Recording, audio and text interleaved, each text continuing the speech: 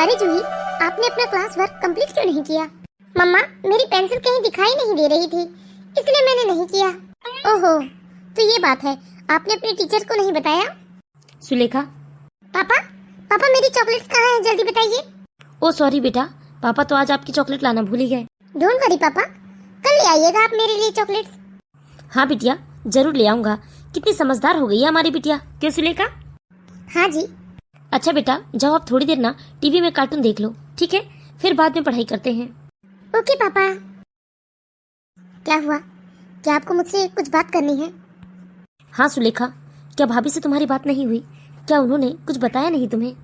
दीदी से मेरी बात तो हुई है, लेकिन उन्होंने कुछ ऐसा नहीं बताया मुझे। आपके चेहरे को देखकर मुझे लग रहा है कि जरूर कोई बड़ी बात है। बताइए ना, क्या हुआ? सुलेखा, भैया का फोन आया था।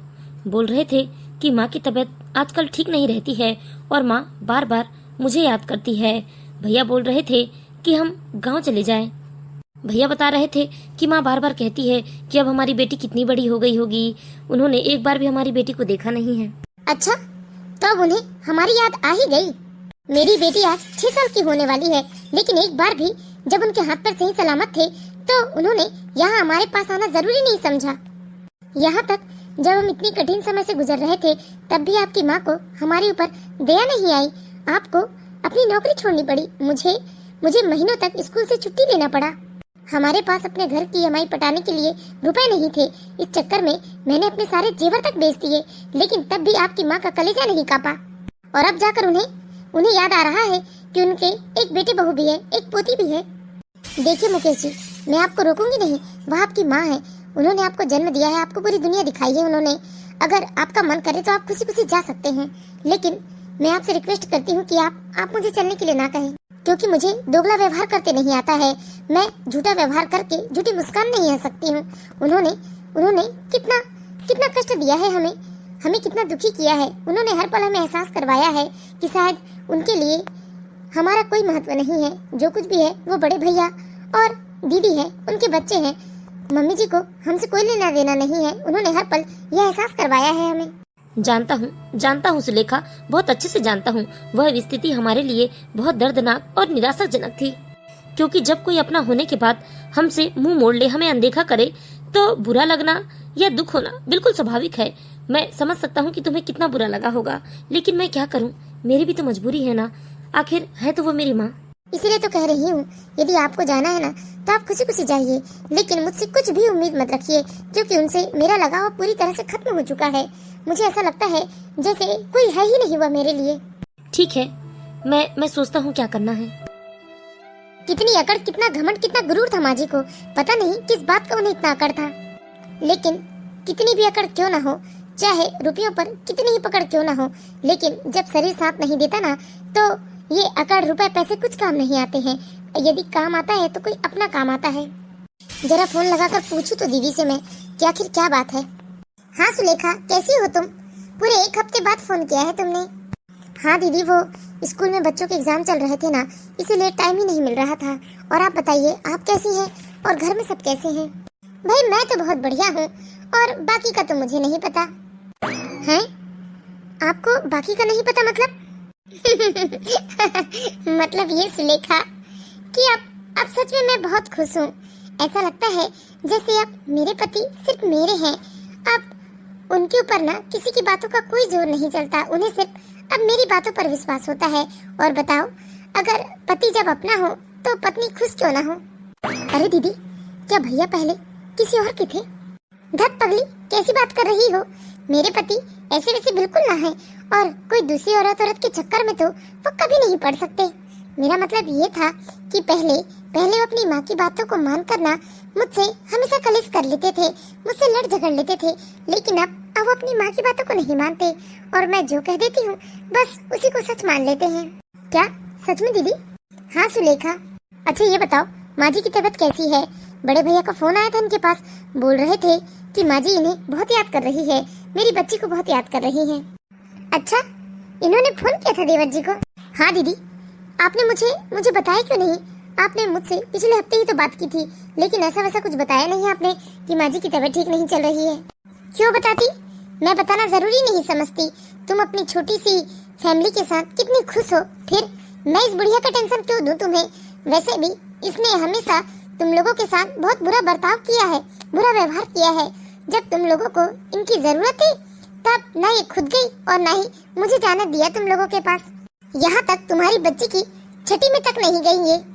तो फिर मैं तुम्हें इनकी तबीयत के बारे में बताकर क्यों जबरदस्ती में टेंशन दूं? मैं तो बस यही चाहती हूँ कि तुम अपने छोटे से परिवार के साथ ना हमेशा खुश रहो। और वैसे भी अब माँ जी के ना भुगतने के दिन आ गए हैं। इन्होंने जो पहले इतनी अति की है ना, उसका अंत तो होना ही है। जैसी करनी वैसी भरनी, स्वर्ग नर्क सब यही है सुलेखा। मेरे बच्चों को संस्कारहीन बनाया इन्होंने, और आज वही बच्चे इन्हें एक गिलास पानी के लिए नहीं पूछ रहे हैं। पानी तो दूर सुलेखा, मेरे बच्चे अब उनसे सीधे मुंह बात तक नहीं करते। अब गोलू और बुलबुल बिल्कुल भी माँ जी के साथ बात करना पसंद नहीं करते, और अब चाहे कोई भी बात हो वह मुझसे ही आकर शेयर करते हैं। और अब मुझे ऐसा लगता है कि सच में मैं उन बच्चों की माँ हूँ, क्योंकि बचपने में तो ना ही उन बच्चों को डांटने का अधिकार था मेरे पास और ना ही उन्हें कुछ समझाने का। और बस माँ जी ने उल्टी सीधी पट्टियाँ पढ़ाकर उन्हें बदतमीज बना दिया है। वो सब तो ठीक है दीदी, लेकिन ये बताइए कि माँ जी को हुआ क्या है? डॉक्टर बुलवाया था कल इन्होंने। डॉक्टर ने बताया कि माँ जी को अस्थमा के लक्षण हैं, दिन भर खांसती रहती हैं। तो आप लोगों ने डॉक्टर नहीं दिखवाया क्या? लाए तो थे इन्होंने डॉक्टर साहब को बुला करके, लेकिन डॉक्टर साहब ने साफ कह दिया कि माँ जी को शहर के बड़े अस्पताल में जांच कराओ। शायद इसीलिए इन्होंने देवर जी को फोन किया होगा। लेकिन सुलेखा, अगर माँ जी तुम्हें कितना भी आने के लिए कहे ना, तो तुम बिल्कुल मत आना। इस बुढ़िया ने तुम्हें कभी सुखी नहीं रहने दिया, हमेशा तुम्हारे पीछे लगी रही, तुम्हारी बुराई करते रही। यहाँ तक अड़ोस पड़ोस के लोगों के सामने भी बस तुम्हारी बुराई ही करते फिरती रहती थी। अब बुढ़ापे में ना ये तरस तड़प जाएगी अपनी बहुओं के लिए, लेकिन इसकी बहुएं इसकी सेवा नहीं करेंगी। मैं तो नहीं कर रही हूँ, और तुम भी मत आना, क्योंकि यहाँ आओगी तो तुम्हें सेवा करनी पड़ेगी। दीदी, माँ जी चाहे जैसे भी है, लेकिन है तो हमारी सास ना। क्या इस तरह माँ जी के लिए गुस्सा बनाकर रखना ठीक लग रहा है आपको? अरे मैंने बहुत झेला है सुलेखा, बहुत झेला है। इन्होंने कभी मुझे अपने बच्चों को खुलकर प्यार नहीं करने दिया। मैं अपने बच्चों पर कभी ममता नहीं लुटा पाई इनके चक्कर में। इन्होंने मुझसे मेरे बच्चों का बचपना छीन लिया, मेरे पति का वो प्यार दुलार छीन लिया। मुझे सच में इस बुढ़िया से बहुत नफरत होती है सुलेखा। बहू दीदी, शायद माँ जी आपको आवाज लगा रही है, जाकर देखिए, शायद उन्हें किन्हीं चीज की जरूरत होगी। मैं रखती हूँ दीदी, जूही का वर्क कंप्लीट करवाना है मुझे, फिर कल दोपहर में अगर फ्री रहूँ तो आपको कॉल करूंगी मैं। ठीक है सुलेखा। पता नहीं ये सुलेखा कौन सी मिट्टी से बनी है। माँ जी ने कभी बहू होने का अधिकार नहीं दिया उसे, कभी उन्होंने प्यार से बहू तक नहीं कहा, और आज ये माँ जी की खबर सुनकर कितनी भावुक हो रही है। बहू, रागनी बहू, अरे आ रही हूँ, जरा दम ले लो। बस दिन भर बहू बहू बहू बहू बहू का राग लगते रहती हैं। बहू, कम से कम सुबह जल्दी खाना तो दे दिया करो, मुझे बहुत भूख लग जाती है। हाँ, जैसे मेरे पास और कोई दूसरा काम तो है ही नहीं, बस सोकर उठूं और आपके लिए खाना ही बनाऊं। घर के बर्तन, झाड़ू, कपड़े ये सब कौन करेगा, जब मैं आपके लिए सुबह सुबह खाना बनाने बैठ जाऊंगी। बहू, सुबह स्कूल जाते वक्त गोलू के लिए टिफिन तो बनाती हो ना तुम, उसी में से कुछ दे दिया करो पहले मुझे। बनाया था मैंने, कहा था मैंने गोलू को कि 2 पराठे अपनी दादी को दे दे, लेकिन उसने साफ मना कर दिया और 4 पराठे लेकर वह स्कूल चला गया। लो, अब बना दिया है, चुपचाप खा लो। ये क्या, सिर्फ खिचड़ी बनाया है तुमने मेरे लिए? तो मैं आपके लिए 56 भोग बना दूं? जो बना दिया है चुपचाप खा लो। बैठे ठाले आए तो सब कुछ मिल रहा है, फिर भी इनके नखरे कम नहीं होते। बहू, दीपक को बताया क्या तुमने? डॉक्टर बुलवा दे मेरे लिए। और मनोज को बताया फोन करके कि मुझे उसकी बहुत याद आती है, वह आ जाए मेरे पास। मरने से पहले उसकी बेटी को तो देख लो एक बार।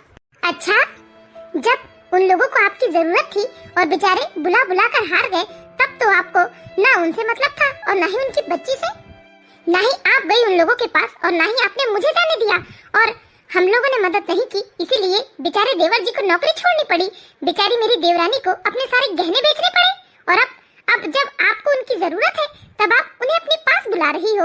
वाह माँ जी वाह, बड़ी ही मतलबी हैं आप। मैंने तो साफ साफ सुलेखा को मना कर दिया है कि आने की कोई जरूरत नहीं है। जब तुमने उनके बुरे वक्त में उनका साथ नहीं दिया तो वह लोग क्यों आए आपके पास? ऐसा क्यों कहती हो बहू? माँ हूँ मैं अपने बेटों की।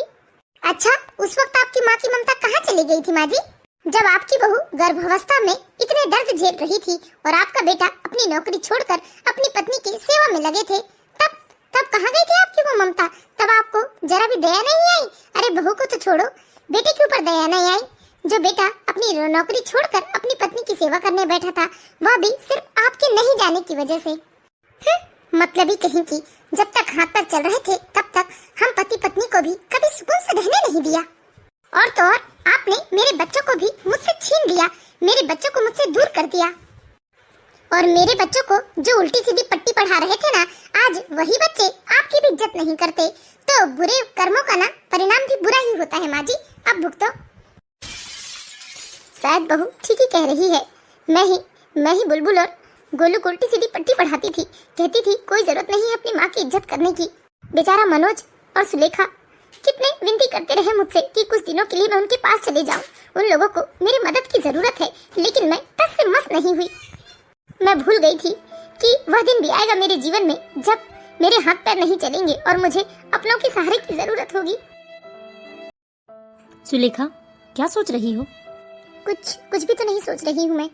आप जा रहे हैं क्या गाँव? हाँ सुलेखा, बेटा हूँ ना, जाना तो पड़ेगा ही। वैसे भी माँ ने मुझे दुनिया दिखाई, इतना ही मेरे लिए काफी है। मैं और किसी बात का उनसे बदला नहीं ले सकता, इसीलिए आज शाम की ट्रेन से जा रहा हूँ मैं गाँव। तुम परेशान मत होना, मैं बस 2 दिनों में लौट आऊंगा। तब तक तुम अपना और हमारी गुड़िया का ख्याल रखना। ठीक है। क्या करूं? क्या मुझे इनकी माँ को माफ कर देना चाहिए, या फिर उनके बारे में छोड़कर मैं अपने पति का साथ दूं? क्योंकि बुरे वक्त में पत्नी का परम कर्तव्य होता है कि वह अपने पति के साथ खड़े रहे। क्या मुझे इनके साथ खड़े रहना चाहिए और अपना कर्तव्य निभाते हुए इनके साथ मुझे क्या गांव जाना चाहिए? क्या करूं, कुछ समझ में नहीं आ रहा है। एक बार दीदी से फोन में बात करती हूँ, शायद दीदी मुझे कोई रास्ता सुझा दे। हेलो, हाँ सुलेखा, कैसे फोन किया? दीदी ये गांव आ रहे हैं, लेकिन पता नहीं क्यों मेरा मन बहुत भारी हो रहा है। क्यों मन भारी हो रहा है तुम्हारा? दीदी, क्या मैं अपने कर्तव्य से पीछे हट रही हूँ? क्या मुझे इनका साथ नहीं देना चाहिए? क्या वहाँ आकर मुझे माँ जी की खबर नहीं लेना चाहिए? नहीं, बिल्कुल नहीं। तुमने अपने कर्तव्य निभाने की बहुत कोशिश की, लेकिन माँ जी उस लायक नहीं है, उसे मरना दे उसके हाल पे। लेकिन दीदी वो हमारे पति की माँ है। माँ है तो उसने भी तो कभी हमें बहू नहीं समझा ना, हमारे साथ कीड़े मकोड़ों की तरह व्यवहार किया। मेरे बच्चों को मुझसे दूर करने की कोशिश की, मेरे बच्चों को उल्टी सीधी पट्टी पढ़ाई। मेरे बच्चों ने कभी मेरी इज्जत नहीं की, सिर्फ उनकी वजह से। और तुम अपने साथ हुए व्यवहार को कैसे भूल गई? अरे तुम दर्द से तड़प रही थी, तुम्हें किसी के सहारे की जरूरत थी, तब भी उन्होंने तुम्हारे पास आने से साफ मना कर दिया। उनकी वजह से तुम्हारे पूरे जेवर बिक गए। देवर जी ने 2 साल नौकरी छोड़कर घर बैठकर बच्चे की देखभाल की एक माँ की तरह, लेकिन तब भी उनकी माँ का कलेजा नहीं कांपा। इसीलिए सुलेखा, कोई जरूरत नहीं है इतनी अच्छी बनने की, कोई जरूरत नहीं है इनके लिए भावुक होने की। ये इस लायक है ही नहीं, इसे इसके हाल पर भुगतने दो, मरने दो, छोड़ दो इसे इसके हाल पर। कोई जरूरत नहीं है यहाँ आकर उनकी देखभाल करने की। लेकिन दीदी, मैंने कहा ना सुलेखा कि ज्यादा अच्छी बनने की जरूरत नहीं है। देखो, अच्छा भी उनके सामने बनना चाहिए ना, जो हमारे अच्छाई को समझे। ऐसे निष्ठुर निर्दयी, ऐसी डायन सास के सामने अच्छे बनने की जरूरत नहीं है, ये इस लायक है ही नहीं।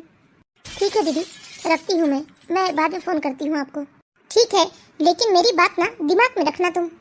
माँ जी ने दीदी के साथ इतना बुरा व्यवहार कर लिया है कि अब दीदी पत्थर हो गई है, उनका दिल नहीं पिघल रहा है माँ जी के लिए।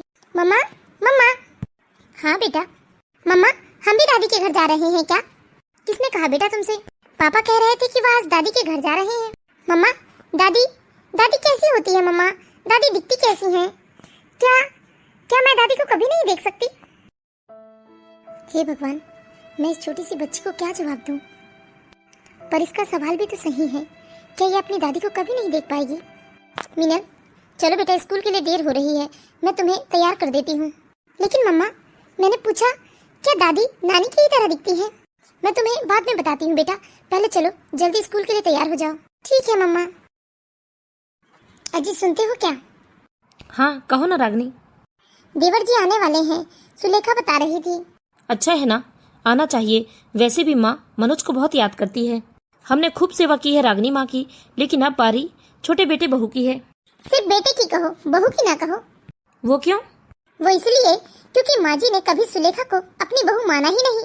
उन्होंने कभी सुलेखा की कोई मदद नहीं की। यहाँ तक उसकी बच्ची की छट्टी में तक माँ जी ने जाने से मना कर दिया। अभी तक सुलेखा की बच्ची का मुख तक नहीं देखा है माँ जी ने। फिर किस अधिकार से आप कहते हैं कि छोटी बहू सेवा करेंगी? रागनी, लेकिन तुम क्यों इतना नाराज हो रही हो? अरे भाई, वह मनोज की पत्नी है तो उसका फर्ज बनता है अपने पति का साथ देना। नहीं, ये गलत बात है, सरासर गलत बात है। जब सुलेखा को माँ जी ने बहू माना ही नहीं तो भला उसका क्या फर्ज है अपनी सास के प्रति? और देखिए, भले ही वो रिश्ते में मेरी देवरानी लगती है, लेकिन मैंने उसे तड़पते हुए देखा है। माँ जी ने मुझे भी उसके पास जाने से मना कर दिया। बेचारी ने कितना संघर्ष किया है अकेले। अरे उसने छोटे से बच्चे को तक अकेले पाला है, स्कूल संभाला है, घर संभाला है, क्या कुछ नहीं किया है उस बेचारी ने। लेकिन माँ जी का कभी उसके लिए कलेजा नहीं कब पिघला। इसलिए देखिए, माँ जी की सेवा के लिए ना आप लोग सुलेखा को बिल्कुल मत बोलिएगा। वैसे रागनी कुछ गलत नहीं कह रही है, लेकिन माँ की तबीयत भी ठीक नहीं चल रही है और वह छोटे बेटे बहू को बहुत याद कर रही है, उनकी बच्ची को याद कर रही है। तो मुझे लगता है कि इस तरह से हमें माँ को सजा नहीं देना चाहिए। मैं जरा माँ को देख कर आता हूँ, अभी तबीयत कैसी है उनकी। माँ की खांसी तो दिन ब दिन और बढ़ते जा रही है। गोलू, बुलबुल, बेटा एक गिलास पानी लेकर आना दादी के लिए। क्या पापा, ये दादी का खाट उठा कर ना आप पीछे वाले कमरे में रखवा दीजिए। बस पूरे टाइम यहाँ खांसते रहती है दादी। अरे नालायक, अपनी दादी के लिए ऐसा बोलते हैं क्या? तुझे मालूम नहीं है कि पीछे गाय बैल बांधते हैं हम, और वहाँ माँ का खाट रख दे? क्या कुछ भी बोला जाता है? गोलू बेटा, आ बैठ बेटा मेरे पास। पापा, जाकर पानी पिला दीजिए आप अपनी माँ को। मुझे नहीं बैठना उनके पास, कैसी बदबू आती है उनके पास से। छी! बदतमीज, वो मेरी माँ है तो तुम्हारी दादी भी है। हाँ तो आपकी माँ है, आप संभालिए। मेरी सिर्फ दादी है वो। बस पूरे टाइम खांस कर पूरे घर का माहौल गंदा कर दिया है। देख लिया तुमने रागनी अपने लाल की बदतमीजी? अरे माँ के लिए कैसे बोल रहा है वो? ये गोलू के अपने शब्द नहीं है जी, ये आपकी माँ के ही शब्द हैं। इन्होंने ही हमेशा गोलू को इस तरह की बदतमीजियाँ सिखाई। गोलू बचपन में मुझसे भी इसी तरीके से बात करता था, और आज देखिए ना, ये अपनी दादी से भी इसी तरीके से बात कर रहा है। और मैंने तो पहले ही कहा था कि आप जो ये गलत शिक्षा दे रही हैं बच्चों को, एक दिन यह आप पर ही भारी पड़ेगा। और पड़ गया ना भारी आज माँ जी पर। लोगों से लड़ना झगड़ना, लोगों की इज्जत ना करना, बदतमीजियाँ करना, ये सभी आपकी माँ ने ही सिखाया है गोलू को, इसीलिए वो इतना बदतमीज है। अगर गोलू की गलतियों पर बचपन से ही माँ जी ने खुद भी डांटा होता और मुझे भी डांटने का अधिकार दिया होता ना, तो आज हमारा गोलू इतना बदतमीज ना होता। लो माँ, पानी पी लो। बेटा, पानी पीने से ये खांसी नहीं जाएगी बेटा। मनोज आया नहीं क्या बेटा? वह मुझे शहर ले चलता अपने साथ, और शहर के अस्पताल में मेरा इलाज करवा देता। माँ, ये सब ना आपके ही कर्मों का फल है। अगर आपने बच्चों को सही शिक्षा दी होती तो सच में आज गोलू इतनी बदतमीजी ना करता, और मनोज भी ना आपकी तबीयत खराब की खबर सुनकर शायद दौड़ा चला आता। अगर आपने उसके साथ अच्छा व्यवहार किया होता, उसकी पत्नी को कभी बहू होने का मान दिया होता। मुझे नहीं लगता कि अब मनोज और उसकी पत्नी यहाँ आएगी और आकर आपकी सेवा करेंगी। और मैं भी अकेले आपकी सेवा करने बैठ गया तो दुकानदारी कैसे कर पाऊंगा, कैसे घर की रोटी पानी चला पाऊंगा? और बच्चों को तो आप देख ही रही हैं, बच्चे कितना गुस्सा करने लगे हैं आपके ऊपर, आपकी सेवा करने को तैयार नहीं है वो।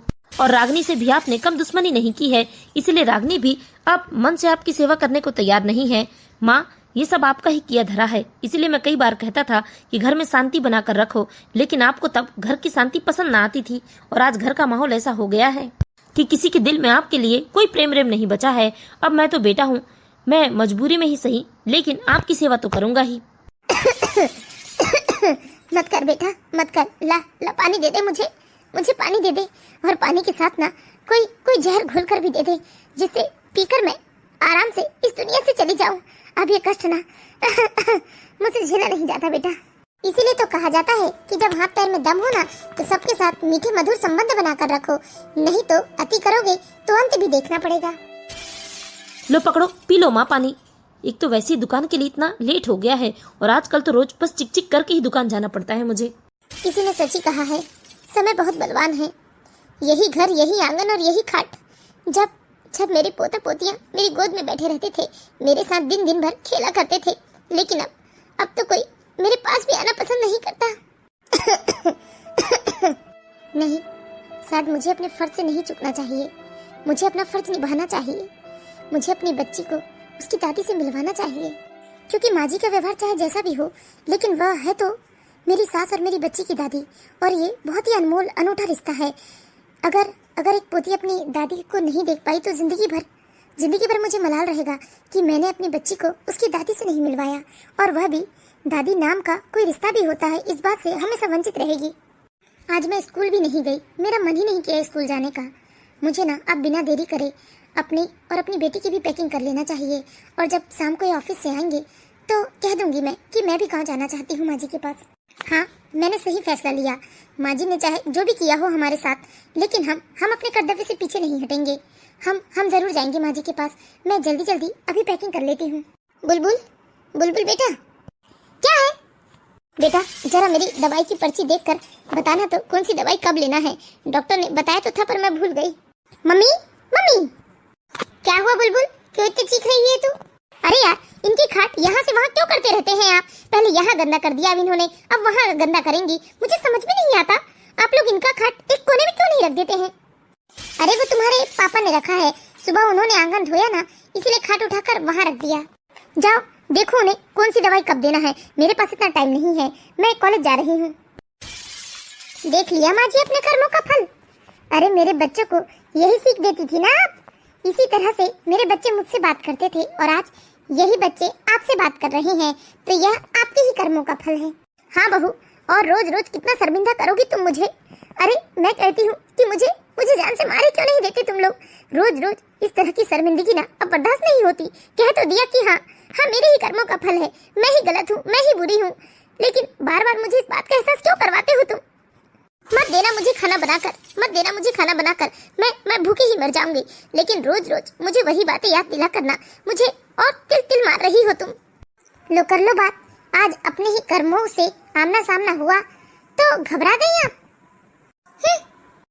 अभी तो ये पहली मंजिल है, तुम तो अभी से घबरा गई। बहू कुछ गलत नहीं कह रही है, बहू की एक एक बात में सच्चाई है, लेकिन मैं अपने ही कर्मों के बारे में सोच कर ना बहुत शर्मिंदा हो रही हूँ।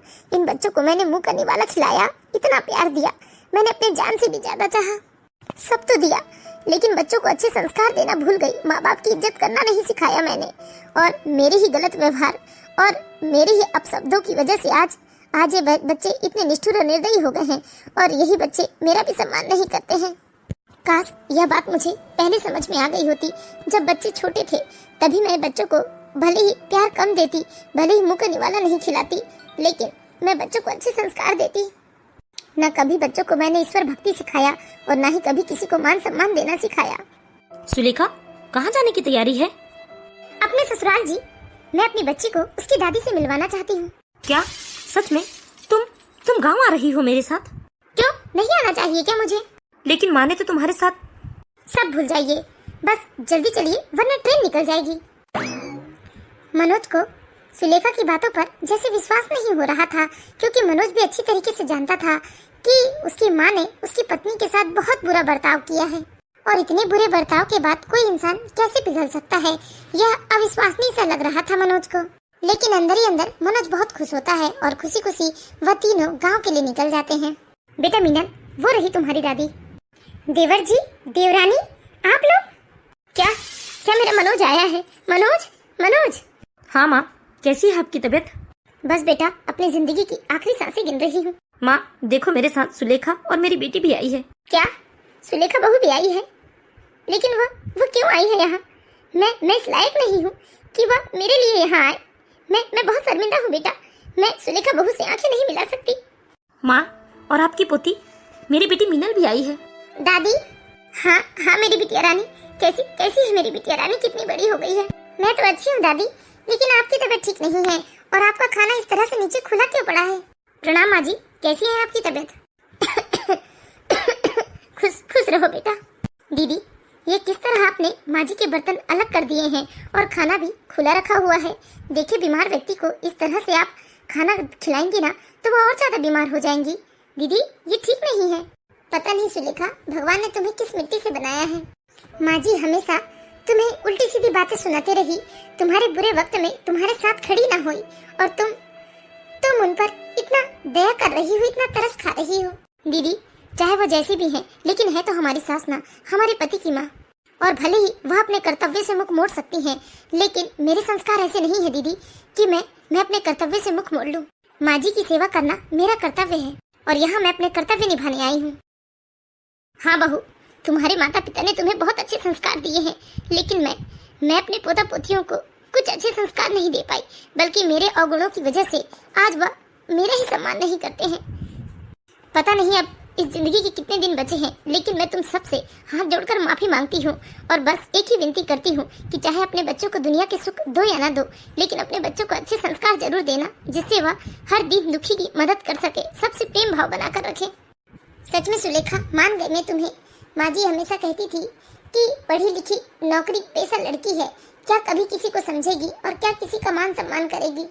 लेकिन मुझे आज तुमसे सीखने को मिल रहा है कि तुम्हारे साथ माँ जी ने कितना बुरा बर्ताव किया, लेकिन फिर भी तुम आज उनके दुख में उनके साथ खड़ी हो। और एक मैं हूँ जो मैं उनसे मुख मोड़ चुकी थी, मैं भी उनके साथ बुरा व्यवहार करने लगी थी। दीदी, चाहे कोई हमारे साथ कैसा भी व्यवहार करे, लेकिन हमें अपने संस्कार नहीं भूलना चाहिए और दीन दुखियों की मदद तो हमेशा करना चाहिए, फिर चाहे उसने आपको कष्ट दिया हो या ना दिया हो। माँ जी, आप चिंता न करें, हम आज ही आपको अपने साथ शहर लेकर जाएंगे और शहर के बड़े अस्पताल में आपका इलाज करवाएंगे। ओ चाची, आप दादी का शहर में इलाज करवाएंगी? आप भूल गई क्या दादी ने आपके साथ कितना बुरा व्यवहार किया है? हाँ चाची, दादी तो हमेशा आपको बुरा भला ही कहते रहती थी और आज आप उनकी मदद के लिए आए हैं। बच्चों, आप ये बात भूल जाइए, जब इंसान सुख में था तब उसने किसको क्या कहा, लेकिन आज वह दुख में है, तड़पता हुआ है, तो हमेशा हमें उनके प्रति सम्मान जताना चाहिए, उनके प्रति दया का भाव रखना चाहिए। देखो, तुम्हारा इस तरह का व्यवहार यह गलत है बच्चों। भले ही उन्होंने मुझे बुरा भला कहा हो, लेकिन तुम्हें तो उन्होंने अपने मुंह का निवाला खिलाया है और तुमसे वह इतना प्यार करती रही कि तुम्हारे अलावा कभी उन्होंने मेरे बच्चों को भी गोद में लेने का ना सोचा। और आज जब उनके हाथ पैर नहीं चल रहे हैं, तब तुम उनके साथ इतना बुरा व्यवहार कर रहे हो। यह ठीक नहीं है बच्चों, अपना व्यवहार सुधारो। हाँ चाची, आप ठीक ही कह रही हैं।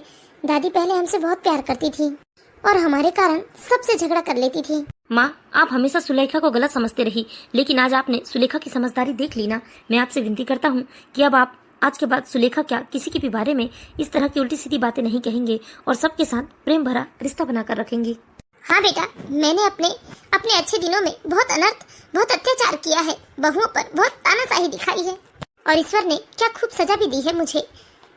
आज मैं अपने बुरे कर्मों की वजह से ही अपने बेटे बहू और पोता पोतियों के सामने शर्मिंदा हूँ। मैं आप सबसे हाथ जोड़कर माफी मांगती हूँ और आप सभी दर्शकों से भी विनती करती हूँ कि जब हाथ पैर में दम हो, शरीर में जान होना, तब किसी का दिल दुखाने वाली बात ना करे, किसी के साथ बुरा व्यवहार ना करे, क्योंकि सदा दिन एक जैसे नहीं होते। मैं भी माँ जी के सारे अत्याचारों को भूलकर तन मन से माँ जी की सेवा करूंगी। तो दोस्तों, यह हमारे कहानी का तीसरा और अंतिम भाग है। हम आशा करते हैं कि आप लोगों को यह कहानी जरूर पसंद आई होगी। कहानी अच्छी लगी हो तो प्लीज इस वीडियो को लाइक कीजिए और इसी तरह की मोरल स्टोरीज देखते रहने के लिए हमारे चैनल बाराघाट की बेटी को जरूर सब्सक्राइब कीजिए।